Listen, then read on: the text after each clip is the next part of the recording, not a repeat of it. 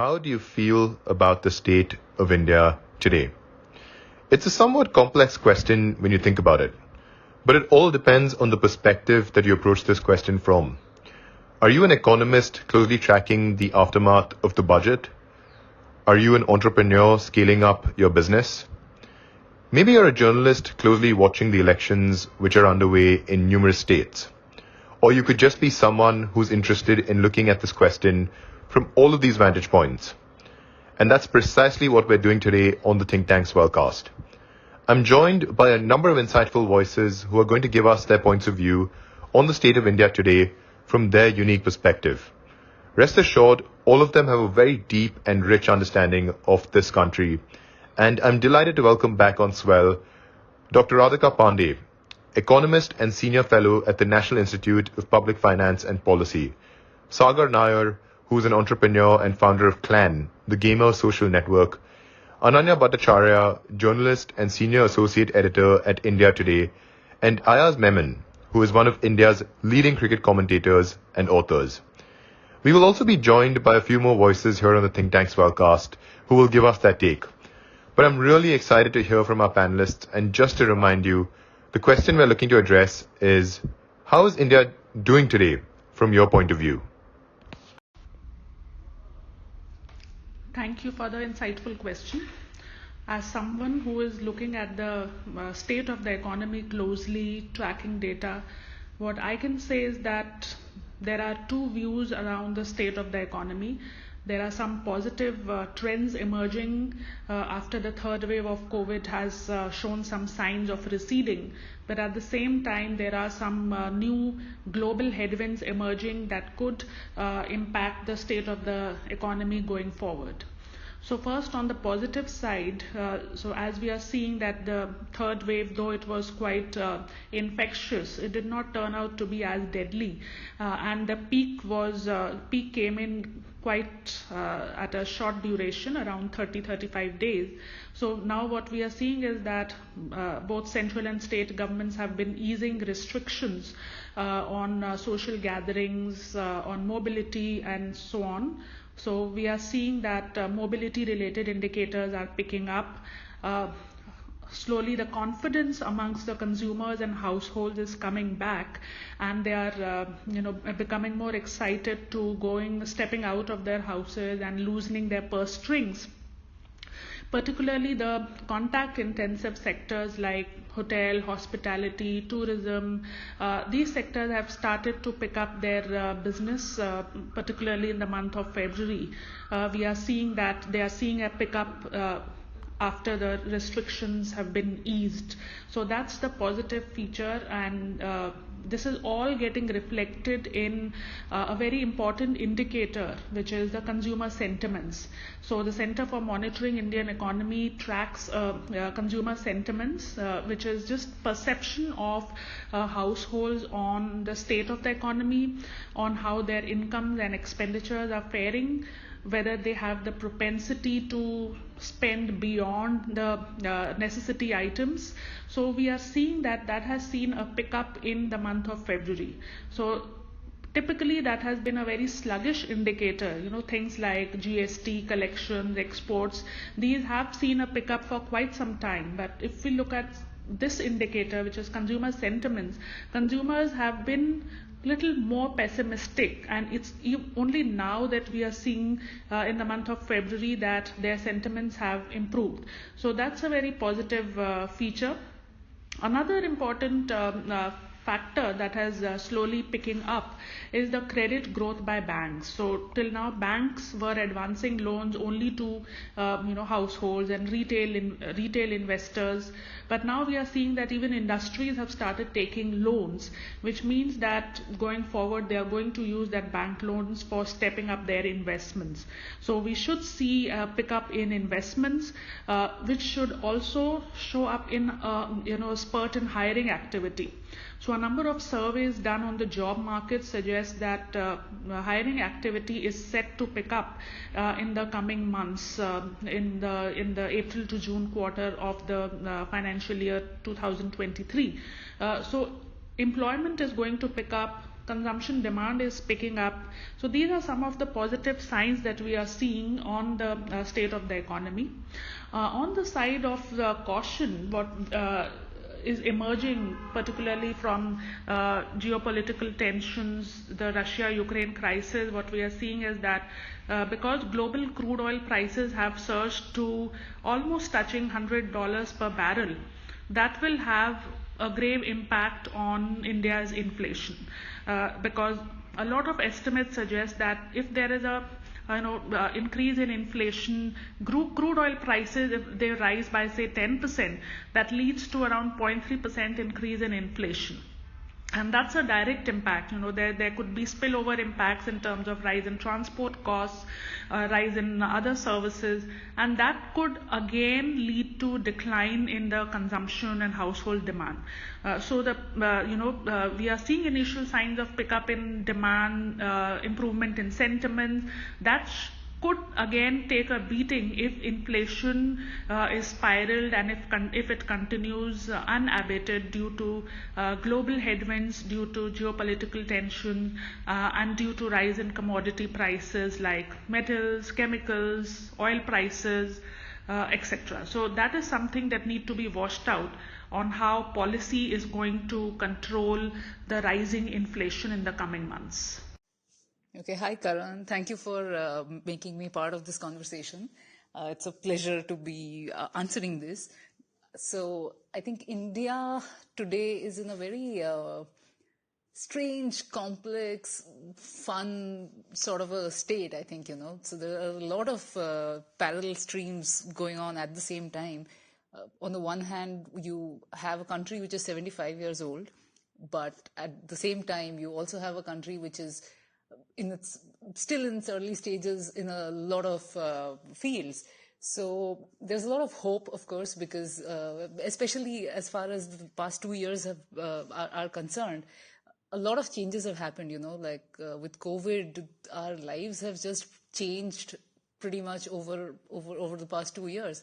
So from 2020 to 2021 and now 2022, we've seen elections, we've seen a lot of changes in the way, like everyone individually and as a society, how we approach everything, how we approach life actually. And I think the best part about this country is the sheer resilience that it has, the little time that it takes to bounce back. And for us, it's just like right now, all of us know, for example, that there might be another COVID wave, but we also know to live it up in these windows, in between two waves. But the economy and politics and life in general, I think, is looking up for India. And also, these coming years are going to be really big for the tier 2 and tier 3 cities because, with work from home becoming the norm in every industry pretty much, a lot of people would just want to move back to places where, the air is better, the scenery is better, and they have the safety net of a home and parents and all of that. I talk of the youth, I talk of people who have just joined, the workforce, and they might not want to slog it out in the big cities because, come to think of it,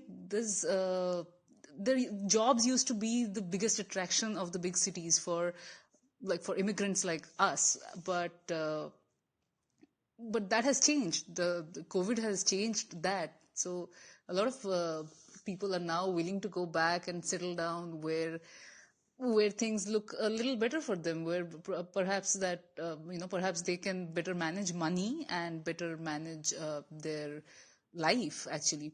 So yeah, this is also something that this is going to see a boost definitely in the coming years. And that's about it. The rest, I think, the people of this country are wise enough to know what their future, what future they want, because it doesn't matter who's at the helm of affairs in the country. It's always the people. That's the best thing, the sweetest thing about democracy, that you might not be happy with the government, but no government is going to stay forever. So that's about it. That, I think, is what India for me today is.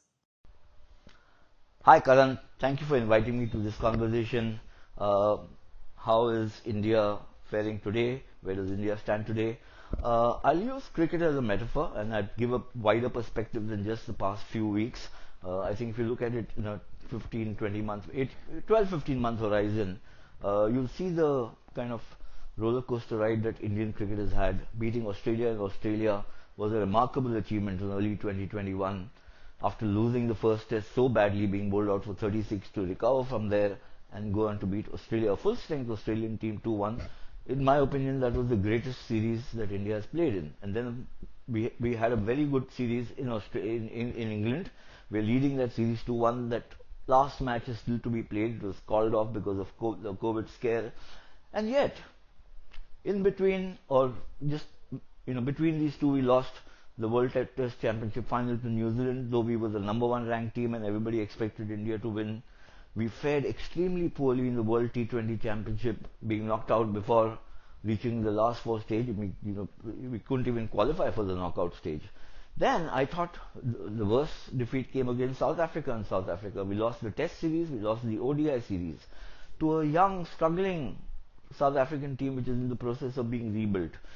And then accompanying all this was the controversy over the captaincy, the transition from Virat Kohli to Rohit Sharma, so painful, some lingering effects of that, players being dissatisfied right now. We've got Wriddhiman Saha complaining, and so on. And then simultaneously or concurrently, we were India doing decimating the West Indies in ODIs and T20. So it's been, light and shade. It's